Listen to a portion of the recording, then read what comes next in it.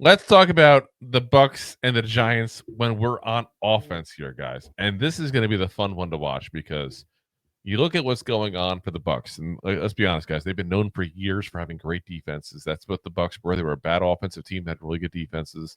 You can go back even to the Dungy days at that point there and the Gruden days, and they still had really good defenses. Warren Sapp's, Warren Sapp and Derrick Brooks and the other Barber at that point, Ronde, those kind of guys. Oh, Lynch, yeah. I mean, but even more recent, they always had decent defenses and bad offenses. This is not the case, guys, anymore. You got a defensive head coach even. Their defense sucks. Defense sucks. They're giving up 26.6 points a game, guys. That's 27th in the league.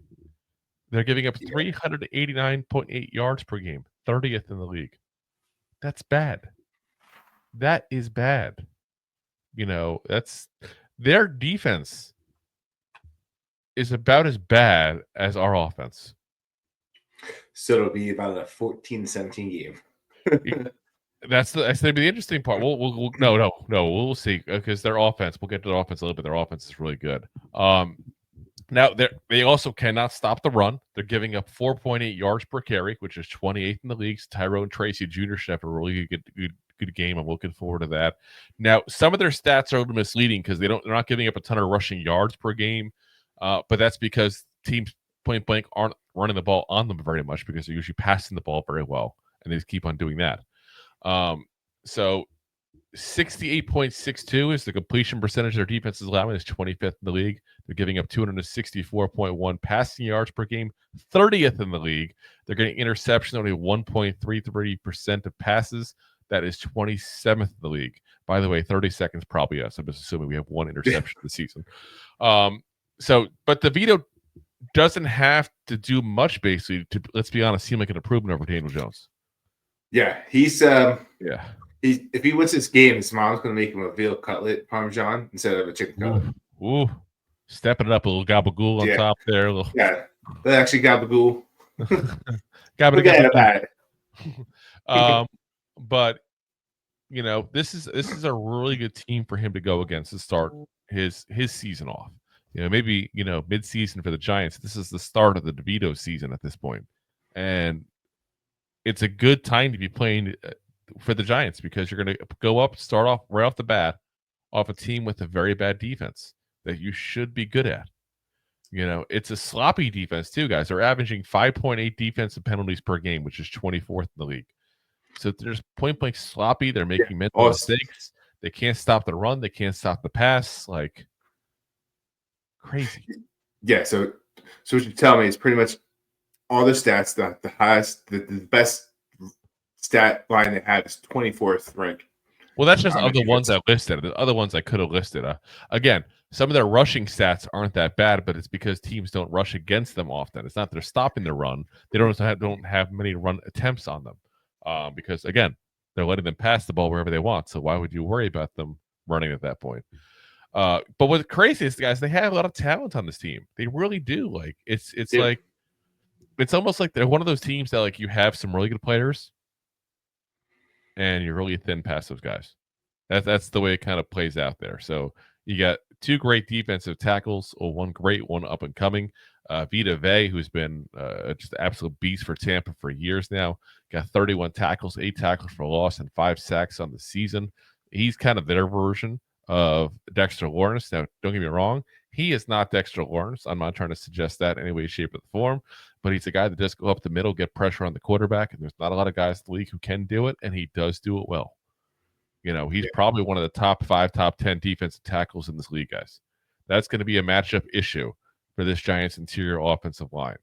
Then you got Elijah Cansey, who's their, first round pick from a couple of years ago, actually last year. Remember, he was the one that people were calling him the baby version of Aaron Donald at that point. Came from the same school, undersized, same as him. There was a lot of comparisons made because of that kind of stuff. He's got 17 tackles, 7 tackles for loss, and 4 sacks in the season. So, guys, they're going to bring pressure up the middle, point blank. This is going to be a big game for John Michael Schmitz. JMS really has to show up, but also the two guards. John Runyan Jr. was brought in because of his pass blocking prowess. This is going to be a game he's got to show up and do that. Greg Van Roten has been one of the best offensive linemen we've had over the last couple weeks. He's actually been playing much better as the season progresses. Keep in mind, he got the late start. We signed him very late. So that might be part of that. But he's got to show up as well because they're going to have some pressure up the middle, guys. They have no problem doing that. So you got also on there, one of the probably the most underrated linebackers in the league, and Levante David, who's, you look at him and you go, why is this guy not bigger name than he is household wise? Like, he's a pretty big name here in the Tampa Bay area. I can tell you that. And I think guys that watch football on a regular basis obviously know who he is, but I don't think he gets necessarily the credit he deserves. And he's been around for a long time, guys. And probably because he plays in a small market team at Tampa Bay, that's why he's not. But he was a bigger name, obviously, during the Brady years when they're winning, the Super Bowl and going to the playoffs year in, year out. But past that, he really hasn't got a lot of love from the NFL. 72 tackles on the year, 5 tackles for loss, 4 passes deflected, an interception, and 3 sacks. Guys, that's a solid line. You got Zion McCullum, who's got 48 tackles, 1 tackle for loss, 10 passes deflected, and 2 interceptions. He's one of their corners there. Now, he is a guy that might not play. We'll see. He didn't practice today, Wednesday, as we're recording this. So you have to keep an eye on the injury report. If he doesn't, that's a big thing because this guy gets his hands on the balls. He doesn't have a lot of interception, guys, but 10 passes deflected is like what people are glad to get on the season. Yeah. Let alone in 10 games here. A little over halfway. Yeah. You got a good duo of safeties on this team as well. You got Jordan Whitehead's got 71 tackles, a tackle for loss, 3 passes deflected, and Antoine Winfield Jr., who is some people consider top tier safety in this league here. 48 tackles, 1 tackle for loss, 1 sack, and 2 passes deflected. So, guys, they got talent. That's 6 guys I listed there. That, quite frankly, I would take on the Giants pretty much any day of the week here. But beyond that, the rest of the starting lineup, some questions. They've missed on some guys they've tried to get for pass rushers. Basically their pass rush is coming from the middle.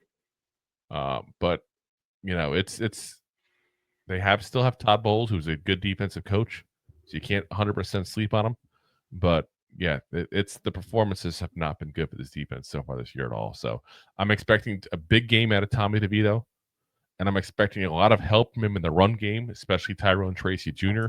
And that's probably what we should do, to be very frank. We should let that run set up the pass until, Tommy gets his feet wet a little bit there and gets a little more confident. And then you guys will see it. Once he gets confident, he's going to chuck the damn ball down the field. I was going to say, you're going to see a lot of design. First down runs, third down throws, which is kind of like their MO, but you should probably see a little more success. Like you said, when your team's averaging, and once again, small sample size, like you said, you beat the dead horse on it. But you're, small sample size, about 4.8 yards per carry, and you got the rookie that's averaging, 5.1, 5.2 yards per carry. It's a matchup you want to take advantage of. Yeah, 100%. So, 100%. And then with that happening, guess what? They're going to start stacking the box. And when I was about to say Danny Dams, when Mr. Cutlets himself takes a step back, guess who else we have that's keep that dirty name out of my mouth. But when you take a step back, guess about another rookie that we had that's been doing pretty good this year. Oh, it's got Malik Neighbors and Wandale Robinson.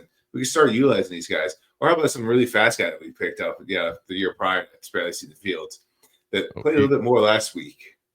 I honestly think, because I think Slade's going to be back this week. I still haven't heard for sure he's definitely back, but again, we have the bye week. I know he did practice with the Giants here today. They had him listed as full participant there today. So assuming he's back, less Hyatt, more Slade. Yeah, I think you're going to see Slayton back, but I do think they're going to try to get Hyatt in there just because, again, the same as what they're doing with Tommy. They're trying to see what they got in some of these young players here. And you got to put them in the field to see what you got.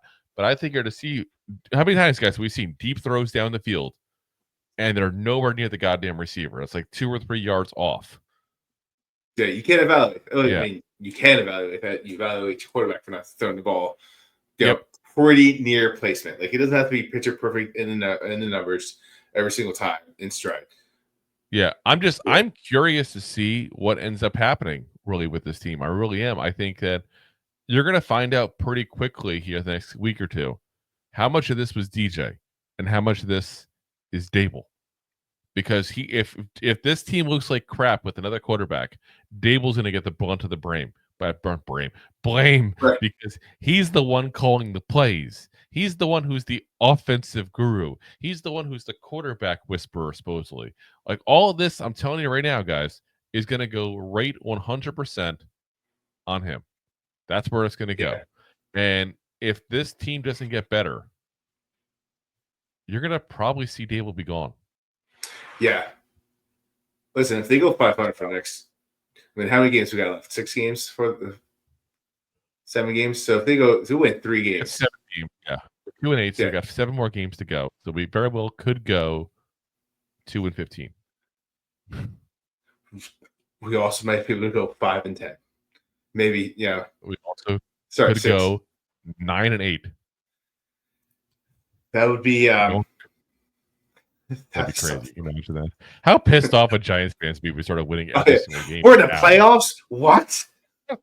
We're never getting a quarterback. Yeah.